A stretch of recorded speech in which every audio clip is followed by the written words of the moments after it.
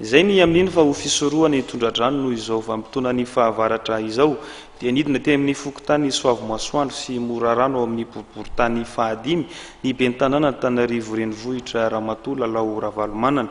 Efa tsara petrapetraka tokoa ireo paikady ahafahana mitsinjo ireo mponina eny amin'ny toerana raha sendra todraka ny rano.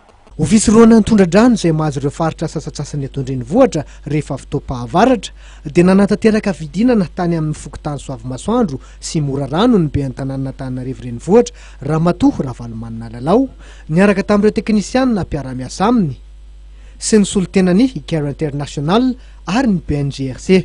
Ary dia mahatsiaro hoe tena zentana mahita ny zavatra misy ainan'ny vahoaka nefa moa tsy mijanontsika tsy milavolefona fa tena hoe midina ifotony azahoana mijery hoe inona mbola azo anavotana ny vahoaka malagasy. Ny ahy zany dia manafatra mafy ny chef fokotany fotsiny aho hoe mba sivojioviny olona aloha le toerana manoloana azy amin'izay efa mba tena mba hoe mandray andraikitra koa ny vahoaka zany. Izy zany ny tokony mandray andraikitra izy hoe mampilaza hoe aiza le toerana misy ifindran'ny olona rehefa miakatra le tondra-drano dia hijery an'izay. Fa raha ny sitrapoko zany hoe raha misy tanin'ny commune malalaka dia aleo trano mihitsy no atao amin'izay zany ny olona mba hoe miakatra eo izy aloha dia avy izy mba ho fanina dia izay vao miala eo miverina eny toerana.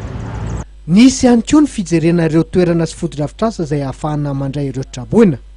Fantatra nandritra ny fotoana ary fa efa vonona ny toerana izay ahafahana mandray tokantrano miisa 420 eo izany hoe olona miisa 730 sorarivo ho an'ny Soavimasoandro.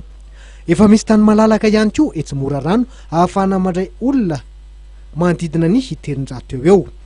Nilaza trano Ramatoa Ravalomanana Lalao fa ho tanterahana aingana dia aingana ny asa fanamboarana ireo foto-drafitrasa mba hisorohana ny hitondra-drano.